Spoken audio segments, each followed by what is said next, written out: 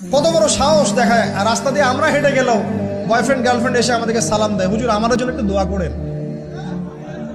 যারা অবিবাহিত যুবক যুবতী আছো, এই লেকচার তোমরা যারা শুনছো, তোমাদের মধ্যে কেউ যদি জেনা করে থাকো, অবিবাহিতর কথা বলছো, তোমাদের কাঁধের মধ্যে এখন 100 বেত্রাঘাতের শাস্তি ঝুলে আছে।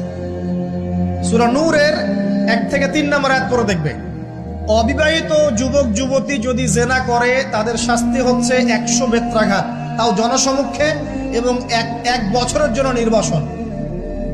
এই বিধানগুলো যদি পৃথিবীর কোনো দেশেও না থাকে, আসমানে আছে। মরার সাথে সাথেই এই বিধান কার্যকর হবে ইনশাআল্লাহ। বাঁচার বুদ্ধি কি? একটাই উপায় আছে। এই লেকচার কানে চলে গেছে, অনতি বিলম্বে ওযু করবে।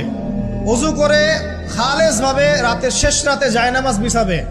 জায়নামাজ বিছিয়ে আল্লাহর সামনে দাঁড়িয়ে 2 রাকাত নামাজ পড়বে।